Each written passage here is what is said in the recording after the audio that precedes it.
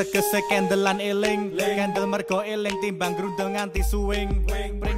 Romo itu inspirator bagi banyak orang. Artinya kalau di Jogja, bahkan di luar Jogja pun bukan hanya perupa, tapi manusia biasa Romo bisa mengangkatnya yang itu menjadi satu inspirasi ya. Itu misalnya banyaklah teman-teman orang-orang yang dilihat Romo itu, artinya orang itu akhirnya menjadi sesuatu, dan itu yang kadang kita melupakan orang itu ya, tapi ketika itu diangkat Romo itu akan bisa menjadi sesuatu itu, dan Romo bisa menuliskan orang itu atau karya orang itu. Nah itu saya pikir ya itu Romo gitu ya. Jadi hubungan Romo itu tidak hanya di kalangan perupa atau orang-orang itu, enggak, tapi Romo justru grassroots. Justru Romo itu suka terjun pada hal-hal yang kecil yang tidak pernah dipikirkan orang. Nah itu Romo memikirkan itu, dan itu akan bisa menjadi sesuatu. Romo manusia biasa tapi lebih dari kita. Dan yang tak terduga itu Romo yang orang yang sangat membebaskan. Gagasan beliau diinterpretasi oleh beberapa orang apapun bentuknya. Bahkan ketika Romo membuat air kata-kata itu kan biasanya gini, puisi kalau diobrak-abrik, diobrak-abrik, dibikin begini-begini, biasanya penulisnya nggak mau, itu harus begitu. Ini Romo nggak, udahlah ini karyaku udah ke publik, silahkan publik boleh menginterpretasi, silahkan publik mau diedel-edel ke sana kemari, bisa ya. Akhirnya jadi air kata-kata itu yang di situ kebetulan saya perancang grafisnya. Romo ini tak gini, silahkan. Nah itulah legolilo seorang penulis intelektual. Di situ saya, ini Romo ini gila ini dalam tanda kutip, boleh toh diginikan. Ya saya pikir konsep Romo ya udah, ketika saya menulis pemikiran saya seperti ini di publik lah, publik silahkan menginterpretasi sebebas mungkin. Itu keren sih menurut saya.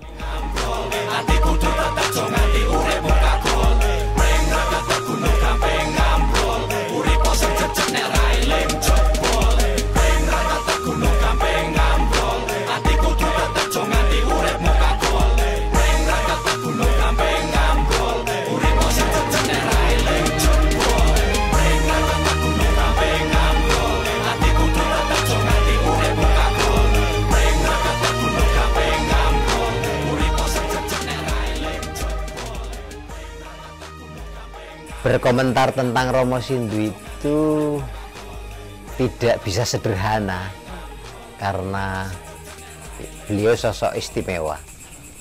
Tapi saya ingin memulai dengan begini. Romo Sindu itu mata air yang terus mengalir, inspirasi yang terus tumbuh, disebar kemana-mana, dan sumur yang tak kering-keringnya ditimba airnya oleh banyak orang. Itu saya kira. Nah, saya kenal Romo Sindu jauh sebelum Romo Sindu mengenal saya, tentu saja kan. Melalui tulisan-tulisannya, melalui novelnya yang pertama saya membacanya berkali-kali, bahkan Anak Bajang Menggiring Angin gitu. Berapa tahun lampau ya? 30 atau 40 tahun lampau ya. Itu.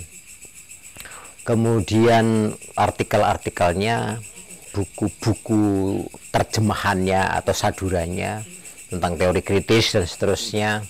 Isi-isinya di majalah basis tentu saja itu santapan yang tak bisa ditinggalkan.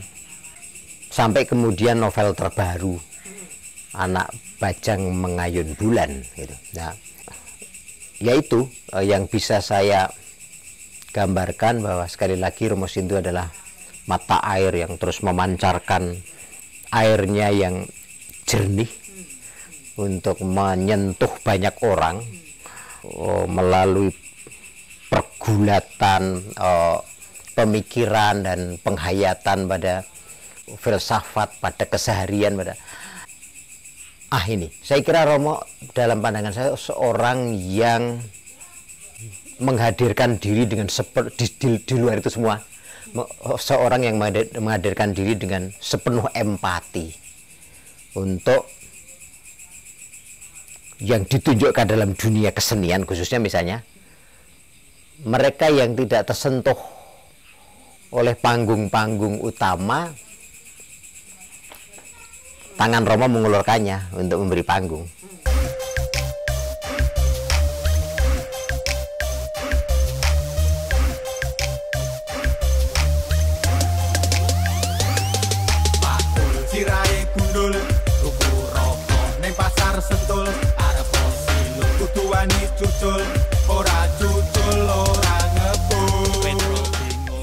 Saya pernah memberi statement ketika ulang tahun Bentara ke berapa saya lupa di Bentara Budaya di Yogyakarta. Saya mengatakan Bentara itu tumbuh bersama tumbuhnya saya di masa puber. Jadi remaja puber cari identitas, kok ya ada oase namanya Bentara Budaya. Jadi pubernya itu ada oase tempat menampung pubertas itu dengan aktivitas yang tidak pernah kita bayangkan. Bagaimana tidak saya menikmati ludruk garingan di situ, Cak Markeso.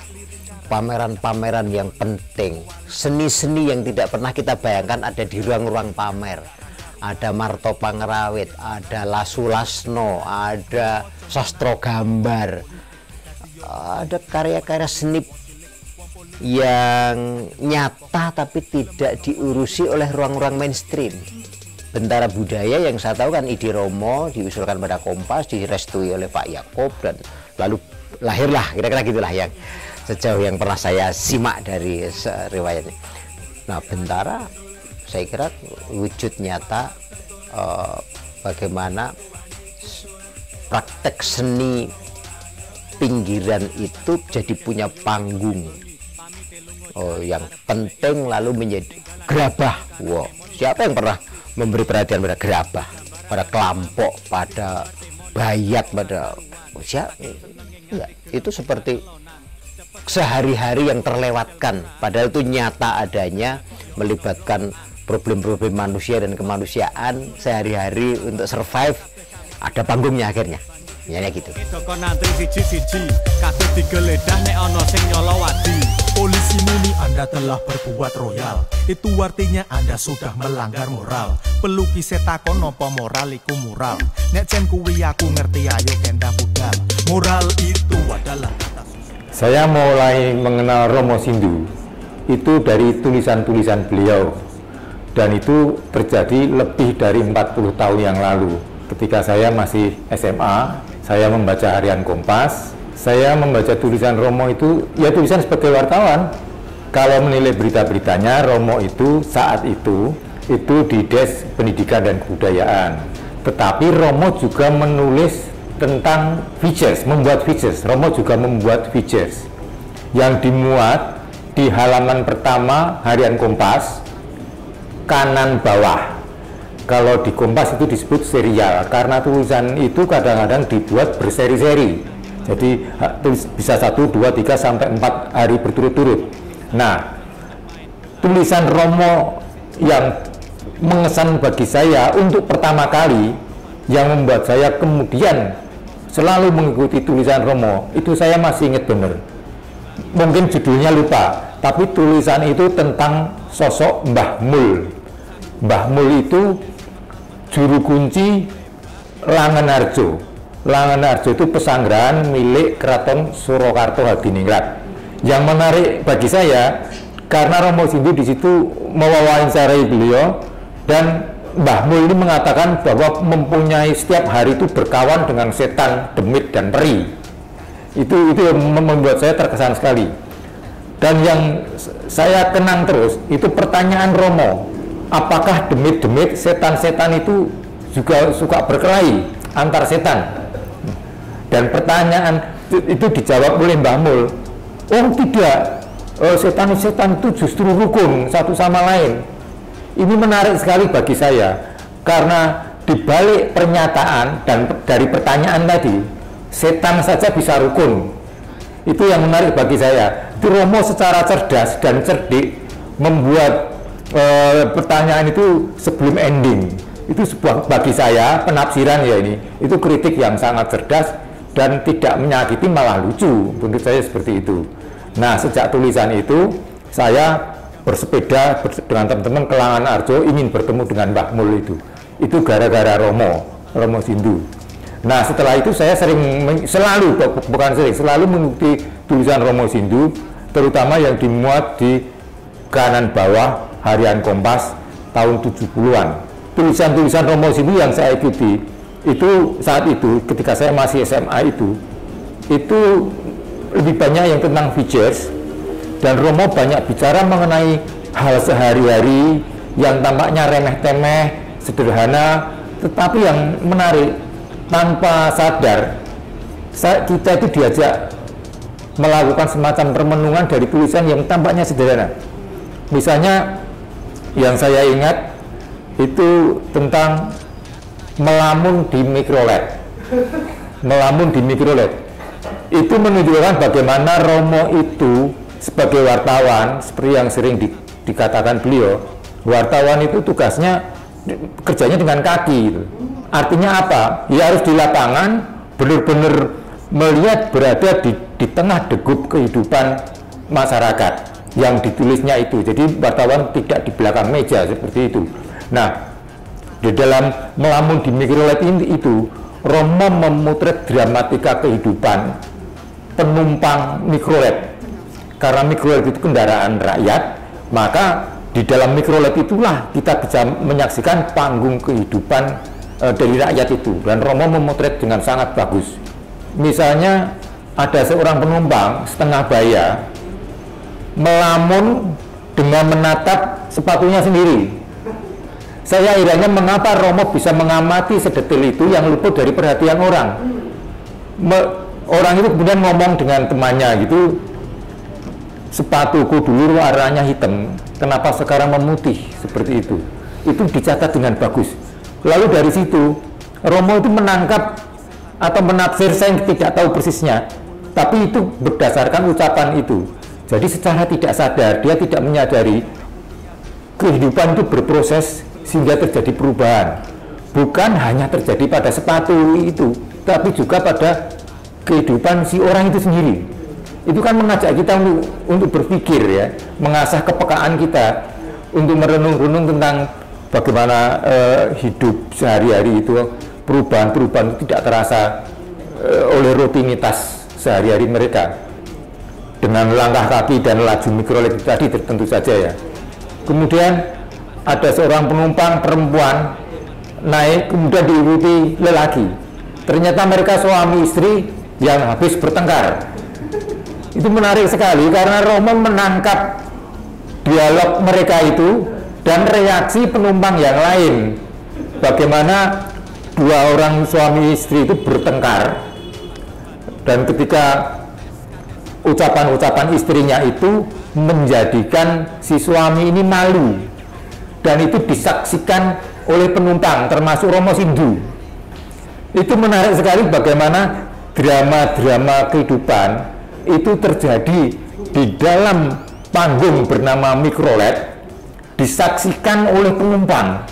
Itu teater yang real yang dipotret Romo Sindu dengan sangat menarik. Itu judulnya saya masih ingat sampai sekarang, Melamun di Mikrolet. Cekap semanten niki atur kawula, ana kupat kecemplung ning jero santen, menawi lepat kawula nyuwun ngapunten. Pakul sirahe gundul, tuku rokok ning pasar Sentul, arep selo kudu wani jujul, ora jujul ora ngebul. Pakul sirahe gundul, tuku rokok ning pasar Sentul, arep selo kudu wani jujul, ora jujul ora ngebul. Pertama kali bertemu itu tidak direncanakan ya, karena ada teman saya itu Hari sama Titik, waktu itu masih anak-anak kuliah ya, itu main ke rumah saya sama adik saya karena dia teman adik saya, main ke rumah, terus kok ada lukisan, mereka nggak tahu. Saya waktu itu di kampung Kleben ya, di kampung, tengah kampung yang bener-bener kampung yang kayak gitu itu. Terus kaget, wah kakakmu kok bisa ngelukis kayak gini, wah ini kok nggak konangan. Terus cerita sama Romo, loh ada lukisan bagus ini kakak teman saya gitu, ayo lihat ke rumah. Terus ya udah, terus ke rumah saya juga ya nggak tahu kalau akhirnya itu terjadi suatu apa ya, pertemuan yang akhirnya membawa saya ke dunia seni lebih terangkat, karena saya waktu itu hanya melukis saja, nggak tahu nanti akan bagaimana. Waktu itu anak saya masih kecil, permulaan ibu rumah tangga.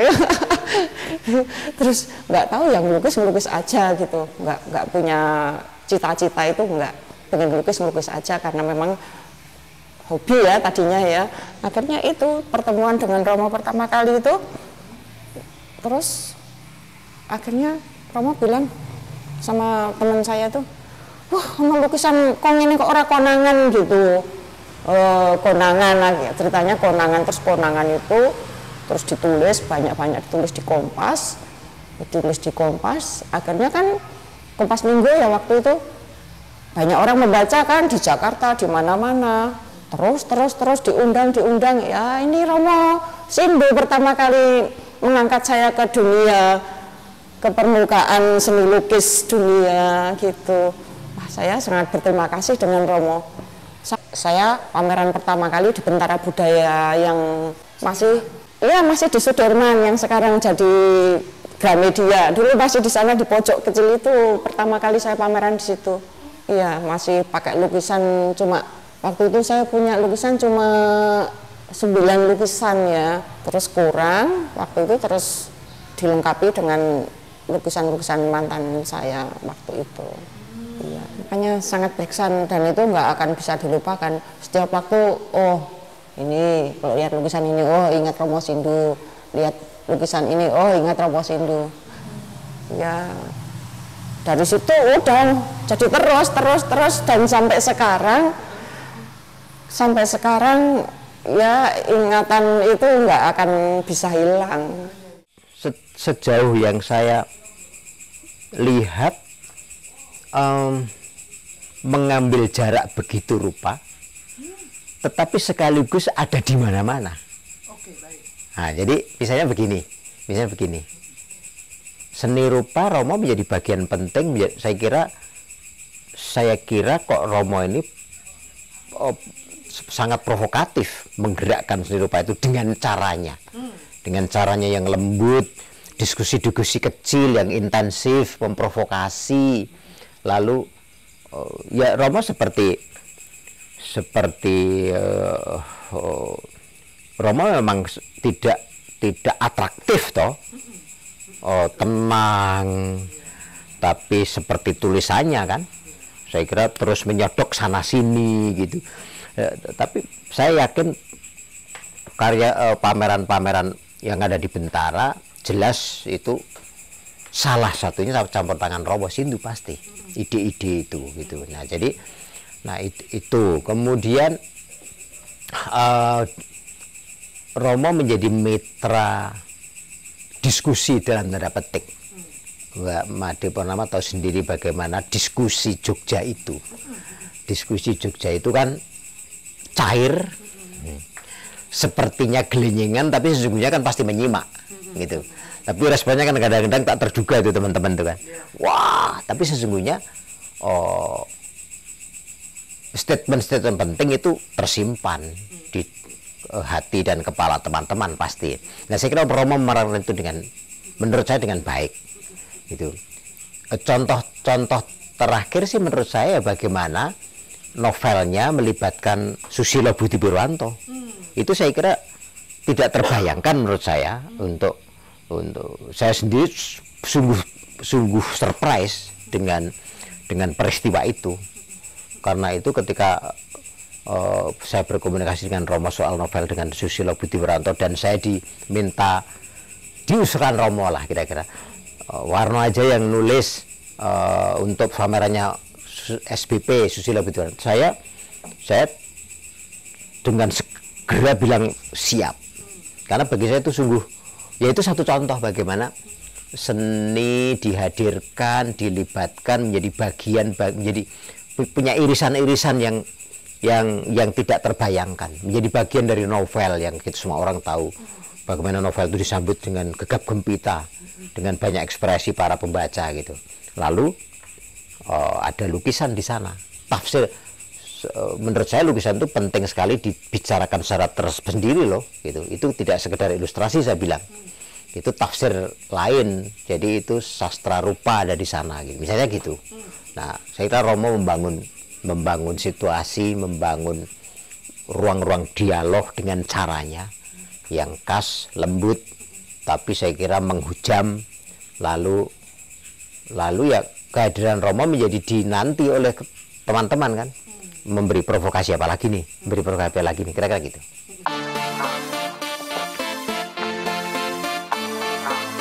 Sindunata Jahanam Su, yeah, Jula Juli Guru, asik, haha, yo, aku ngelata obenisi, yo, kulit putih terone biru, aku senang tapi guru masih obatem tetapi kuku. Pertama saya belum melukis kaca itu saya menjadi wayang orang. Wayang orang, terus saya itu iseng membuat tonil itu loh. Tadi waktu dulu itu 100.000 dapat 3 tonil. Ukurannya paling kecil itu 9 meter kali 3 meter. Dan yang saya buat itu cuma dari kantong gandum. Jahit gitu langsung baru dilukis. Nah, setelah itu pokoknya 100.000 itu 3, tapi waktu dulu lukisan sebesar itu cuman 100.000 dapat 3 kali. Itu ya enggak lama, tapi ya saya pikir kalau gini terus saya kurang maju. Terus saya setelah itu saya menjadi maklar antik. Barang antik-antik gitu loh. Nah, setelah itu saya mendapat lukisan 2. Katanya yang punya ini judulnya Nabi Sulaiman gitu. Terus 2 itu binatang darat dan binatang laut. Yang binatang darat itu segala macam binatang ada di hutan, di gunung-gunung gitu. Terus yang satu binatang laut itu segala macam ada. Nah, saya itu mendapat lukisan itu saya lihat aku ngene iki bisa nggawe. Enggak belajar enggak apa. Nih saya bisa membuat ini lukisan ini. Terus sebelum saya kasihkan itu saya bikin masih pakai lidi sama catnya ekspres. Lidi ekspres terus sama kapas saya taleni di lidi itu untuk pewarnaan ditutul-tutul kayak gitu. 2 jadi itu 2 kalau enggak salah 4 hari jadi. Pameran Bunda Maria berbagai dunia. Karena Romo Sindu itu kalau dapat foto Bunda Maria itu langsung dikasih, saya suruh bikinkan. Bunda Maria ada di Cina. Wah, itu lucu. Bunda Maria membawa Yesus tapi Yesusnya gundul. Itu pernah bikin saya. Jadi saya itu kalau membuat yang agamis itu suka. Jadi Romo Sindu terserah ya, dulu sering kesini sama Mas Herman itu sering pergi bersama keliling kota gitu. Dan bagusnya Romo Sindu itu tidak pernah membuat sakit hati. Oh ya? Tidak pernah membuat sakit hati. Dan dia orangnya pangerten. Maka saya kalau disuruh Romo Sindu itu seorang hitung-hitungan, ya tak bikinkan. Sama Putri Cina ya? Wow, Putri Cina itu malah yang mengangkat nama saya. Karena dari Putri Cina itu terus nama saya tersebar. Itu ceritanya pribadi. Ini gini ya. Jadi Putri Cina itu saya kan dari Putri Campa. Putri Campa itu kan lukisannya cuman putih dan hitam. Terus bajunya biru. Tapi kemudian saya terus dapat potret Putri Cina entah dari mana.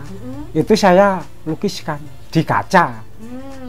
Terus saya lukis di kaca, ternyata malah jeblok itu jadi kondang Putri Cina. Itu juga dari Romo Sindu. Idenya dari Romo? Iya. Kalau Romo Sindu itu punya temen yang istilahnya wanita dulu itu. Pesan lukisan sama saja, mau nggak diambil saja, harus diambil yang profesional dong. Sudah dipesan kok nggak diambil, kan bagus orangnya kalau gitu. Namanya siapa saya lupa, tapi pesannya banyak. Itu juga dari Romo. Jadi besar kecilnya Romo itu ya pendorong saya, ya menghidupi saya. Gitu. Jadi kalau diambil jeleknya, saya lihat Romo Sindu itu tidak ada jeleknya. Oh iya. Betul. Dan ya walaupun berbeda agama, tapi kalau perkenalan itu sama-sama manusia, jangan dipilah-pilah, jangan memilih. Gitu loh. Nah, itu Romo Sindu sudah bisa melakukan gitu. Polisi malah terangkuli. Aku konangan nek guru negeri. Guru komandem cari Pak polisi. Tawur wae lehku nyauri. Sampeyan polisi lah kok korupsi. Aku ngelah tak obenisi. Oleh puting terone biru. Aku senang tapi guru masih wandem tetep dikuku. Aduh tutu cek enake. Diucap guru lan murid. Aduh tutu cek nasibe. Kasih bukti emeng tadi silih. Waktu saya ketemu Romo itu, waktu Bentara Budaya ada acara, saya ketemu loh, yuk Cina, tapi Cinanya hilang, jadi hampir auranya bukan dari Cina, antara Jawa dan Cina, jadi belahan. Penangkapan saya nggak tahu tapi kok omongannya enak, ini saya tahu, tertarik. Jujur ya, saya itu dulu belum Kristiani, masih netral. Sampai saya lihat, wah ini orang, ini menarik, ini ngomong-ngomong yuk. Saya bergaul ngomong-ngomong yuk, karya dia yang gimana mas, ini udah. Dia lihat saya, yuk. Dia ya tertarik dengan saya, keunikannya walaupun nggak tahu lah saya. Nah itu, makin lama mendekat, yuk saya sering biasa nongkrong di Taman Budaya, Bentara Budaya. Itu dulu masih di Sudirman sana, dekat perapatan itu. Itu yuk. Dari situ saya sering dapat order di Jakarta mainnya, itu berhubungan terus. Ini kita belum buat karya, ya, belum berkarya dengan promosi, itu masih sekedar omong-omongan. Nah ya, nah, kestrumnya dalam arti itu sering ngomongnya, loh kok sama dengan pendapat saya, jadi ide-ide itu. Ya itulah, sekedar perkenalan dengan Romo yang saya anggap bukan Romo. Sampai saya kenal sama Romo itu, yang paling unik Romo Sindu. Karena keunikannya dia lebih lugu dan berbudaya, bukan beragama, itu dia sebagai budayawan. Romonya hilang, kalah dengan budayawan. Kalau saya nilai, nggak tahu benar apa salah, saya bukan orang pendidikan, orang mata ngomong. Itu ya bagaimanapun sebagai Romo, dia sebagai anutan saya, tontonan saya. Wah ini bukan dia Romo, itu tontonan ini. Wah Romo tapi bisa nuntun saya, nuntun dalam arti nuntun secara visual. Ya istilahnya ngewong ke wong, memanusiakan manusia. Nah itu ya termasuk saya termasuk orang terpinggirkan kalau saya nggak mengenal, bukan agama ya, kesenian, kebudayaan. Saya kemungkinan sudah hilang. Tahun-tahun itu kan tahun Petrus tembak di tempat itu, saya kan sebelum menjadi kelas 6 saya sudah wow. Tahun-tahun Petrus, Orde Baru. Ya, tahun 76, 75 itu gawat-gawatnya. Saya bilang, saya itu terselamatkan oleh bukan agama tapi kebudayaan, kesenian. Jadi itulah saya bilang, sampai detik ini saya tetap berkesenian. Karena itu Tuhan saya, Tuhan yang berbudaya lah. Ngemut permen lollipop, bunder tur kepeng, rasane legi. Pengen peken, pengen tadi ngetop, karyane laris, kosenine mati. Ngemut permen lollipop, bunder tur kepeng, rasane legi. Pengen peken, pengen tadi ngetop, karyane laris, kosenine mati. Camat saiki kabeh doble reng. Wah, Romo Sindu itu idola kami loh, Mbak. Anak saya dua ya, ini yang ragil dan saya. Nah, juga anak saya yang pertama juga tahu, istri dan cucu saya juga. Nah ya akhirnya jadi ngefans, tapi itu udah lama. Ya waktu itu kan kita belum ketemu, apalagi ketemu juga lewat karangannya, lewat tulisannya, yang gitu-gitu. Ya, begitu kan ya, ternyata piyai ini kayak ini toh, gitu toh. Ya, sederhana, ngomongnya juga sederhana, enggak, walaupun isi otaknya enggak sederhana ya, tapi ngomongnya sederhana juga. Tidak romo-romo banget, romo banget, religius ini enggak. Dan beliau menguraikan apa yang bahasanya enak banget. Nah, terus kenal, terus baik, ya terus berkelanjutan. Kita kan juga menikmati karya Romo Sindu ya, sudah zaman bola dulu. Tapi ya selain anak bajang menggiring angin, sangat menikmati bukunya yang berjudul Aburing Kupu-Kupu Kuning. Nah, di situ ada kuotanya Romo Sindu. Dalam bahasa Jawa itu disebutkan menggaing tiang Jawi gesang sawantah menika mujudaken sastra gumelar. Bagus banget ya. Jadi bagi orang Jawa, kehidupan yang biasa-biasa saja ini itu mewujudkan sebuah gelaran sastra. Dan ternyata iya di buku itu ternyata diambilkan peristiwa keseharian, bukan hanya dari umat Katolik ya, tapi dari umat Buddha, dari yang kemudian bisa dipakai untuk bahkan menurut saya untuk khotbah. Walaupun buku itu memang bukan, beliau menulis buku ini bukan untuk pelajaran agama, tapi moralitas kita sebagai filsafat hidup itu bisa diambilkan dari situ. Klop.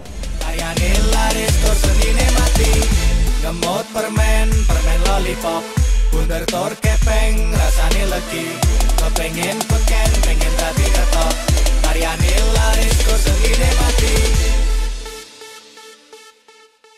Romo ini kan seorang pastor ya, di samping itu juga seorang penulis, juga komentator. Penulis itu komentator bola waktu itu ya. Terus di situ juga ada menulis anak baca menggiring angin. Saya melihat Romo ini laki-laki atau perempuan gitu loh. Karena gini ya, lepas dari cerita tentang Kuan Im ya, tetapi saya dilahirkan oleh Romo. Dalam artian gitu. Jadi dia seorang laki-laki, seorang bapak. Romo itu adalah sebutan bapak bagi orang Jawa. Tapi aku dilahirkan oleh Romo ketika pembuatan karya yang pertama kali itu Mbok Turah. Nah, pertama kali saya membuat karya Mbok Turah di tempatnya Romo Sindu. Nah, waktu itu saya sempat sekitar setengah bulan lebih kita hanya rembukan atau diskusi masalah pose saja.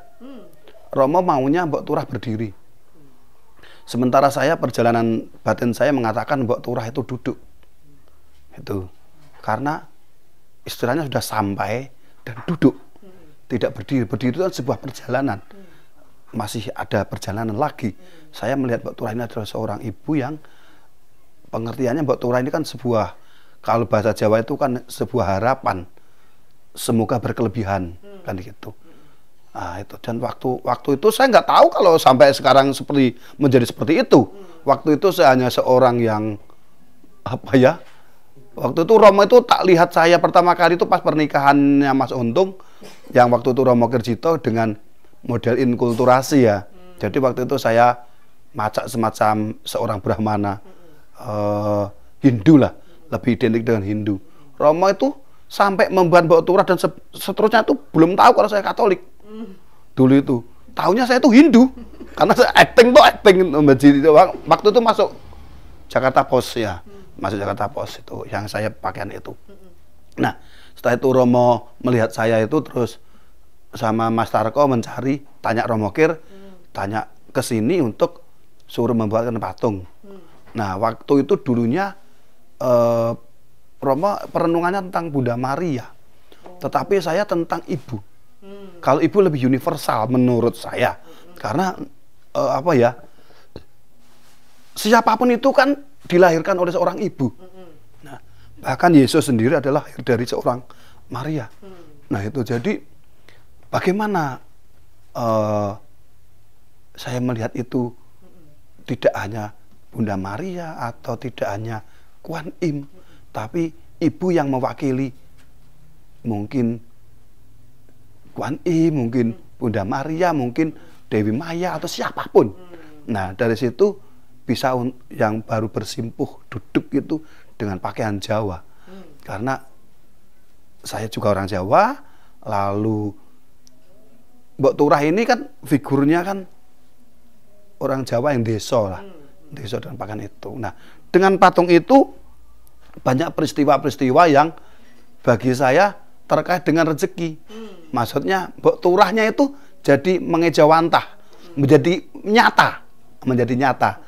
Apa? Saya dapat pesanan patung yang Gramedia waktu itu Pak Anton Kamandoko ya kayak itu Mas Anton. Mas Anton itu yang manajer atau apa di Gramedia. Lalu pesan patung itu 2 patung Albert Einstein dan Ki Hajar Dewantara. Nah itu bagi saya kan rezeki juga. Terus dengan kenal Romo Sindu saya pernah membuat ilustrasi, diajak membuat ilustrasi buku Air Kata-Kata waktu itu. Setelah itu sering diajak pameran di Bentara Budaya, lalu dikenal pameran di Jogja Galeri, di mana banyak pameran di Taman Budaya atau mana. Jadi dari situ saya dikenal sebagai seniman. Niat Romo Sindu waktu awal itu bukan sekedar pesan patung, tetapi niat baik Romo Sindu untuk melahirkan saya kembali sebagai manusia yang tentunya punya nilai akhirnya. Saya tidak hanya di kampung yang tidak dikenal siapapun, tapi saya bisa pameran di Bentara dengan Ivan Sagito, dengan Pak Peke, dengan seniman-seniman besar.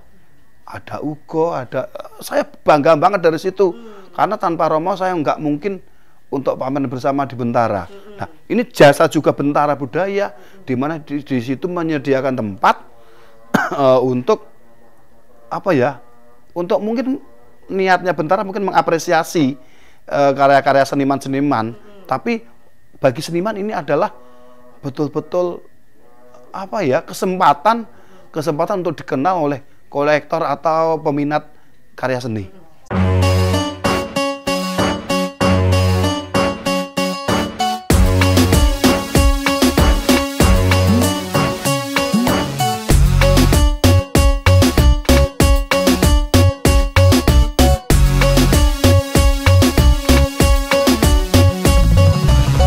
Pancen saiki zamane munggah bulan numpak doka.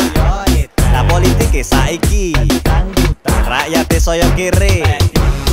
Pancen saiki zamane. Oh iya, Romo Sindu. Romo Sindu tuh sama saya baik banget. Saya kalian kula wis kaya Kakang Adi lah.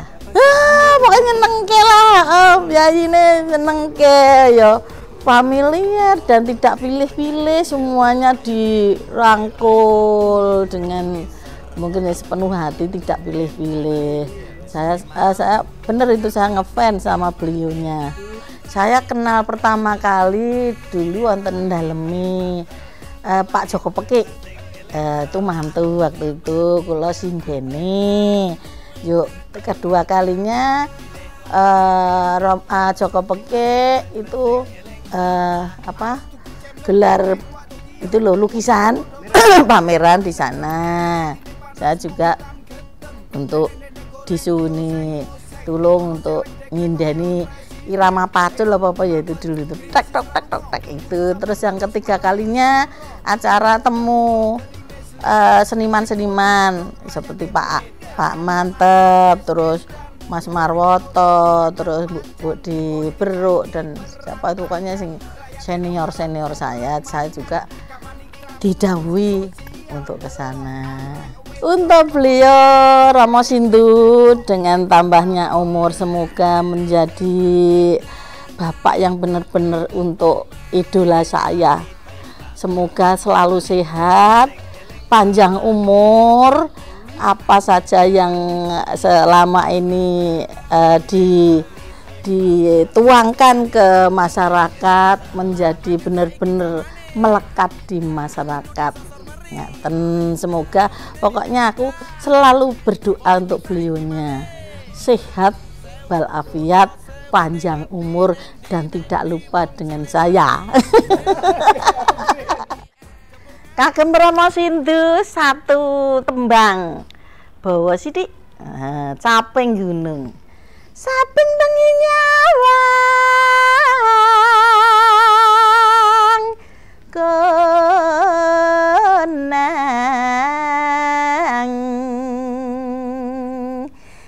timbangane ngantuk ngiling-ngiling Romo Sindu ya, muga-muga tansah sehat jasmani rohanine. Ya nama macang mau nganggo janar kuning tak kudangi Romo Sindu. Bajine Romo Sindu kembangane sepira. Satu lagi buat beliaunya. Bocah bajang ireng angin anewu banyu segara ngani-ngani kebedung kala sesisih sapi kumarang. Oh, kocap kacarito kaya temangkono. Saya Kartolo. Saya Neng Tini. Mengucapkan selamat hari ulang tahun Romo Sindu yang ke-70. Iya, selamat kita kenal sama Romo Sindu. Senang sekali orangnya ramah, senang guyon. Kalau ketemu di Surabaya, pokoknya kayak dulur. Semoga Romo Sindu diberi kesehatan. Ono randu kecemplung sumur, muga-muga Romo Sindu panjang.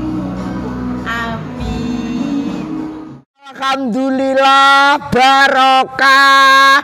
Ya bapak, ya teman, ya guru. Sebagai bapak saya merasa diayomi dan adem kalau sama Romo Sindu Nata. Sebagai teman diajak ngobrol silaturahminya selalu terjalin. Sebagai guru saya banyak mendengarkan petuah-petuah dan nasihatnya Romo Sindu Nata. Buah sukun, buah semongko, buah duku legi rasane. Kirun tansah ndedonga Romo Sindu Nata dawa umure, panjang yuswa tur barokah. Ana uyah asin rasane yen wis barokah kirun dibagiane. Matur nuwun Romo Sindu, wilujeng ambal warsa. Selamat ulang tahun Romo Sindu Nata. Berkat, kuat, sehat, mantap. Kirun Romo.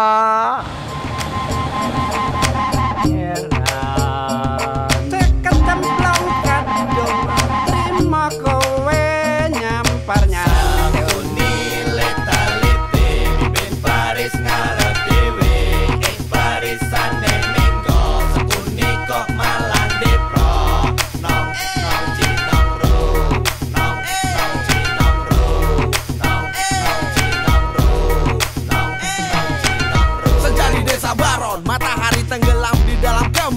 lembu betina lari melompat-lompat, dikejar-kejar anaknya yang kecil meloncat. Senja lucu dengan kasih sayang ibu dan anak, langit senja mengandung sapi beranak. Terpesona Ranto melihat, ia tertawa bergelak dan berubah jadi Ranto Gudel sang pelawak. Jadi Marmoyo di panggung ketoprak, Ranto Gudel meminum arak, terendam di dalam ciu.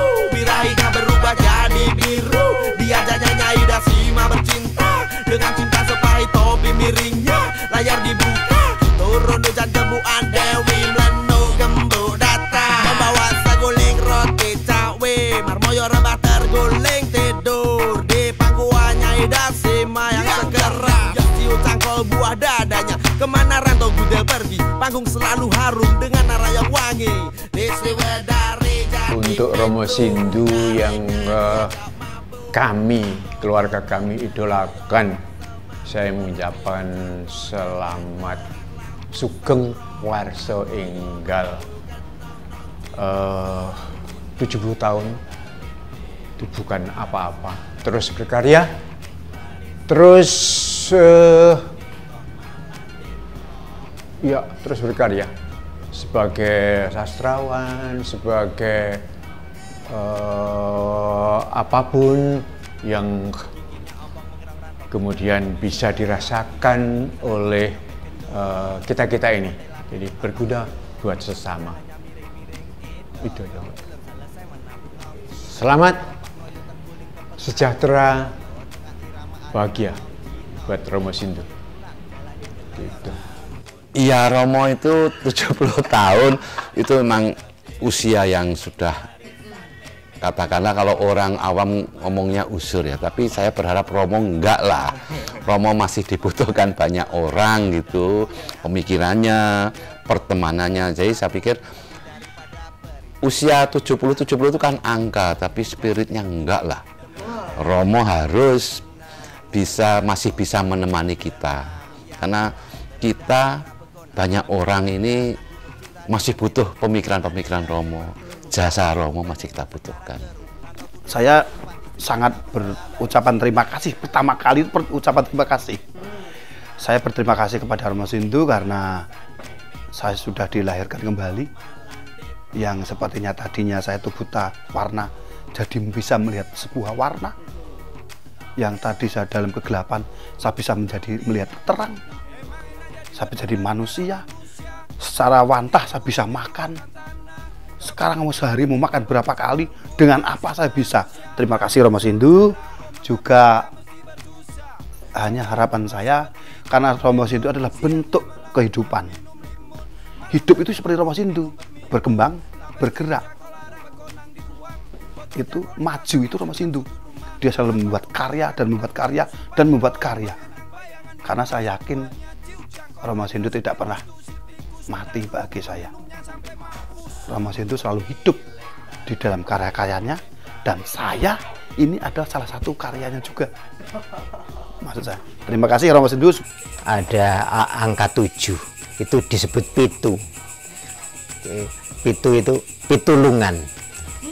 Jadi saya kira ini usia-usia Romo yang terus akan memberi pitulungan pada banyak kegelapan, pada banyak kemuraman, pada banyak ketersesatan dalam politik, ekonomi, sosial, dan kebudayaan. Barangkali Romo akan semakin memberi pitulungan pada pencerahan-pencerahan di sekitar kehidupan sosial, ekonomi, politik, kebudayaan, dan panjang usia Romo terus menebar inspirasi, terus ya menyentuh kalbu banyak orang, dan selamat ulang tahun.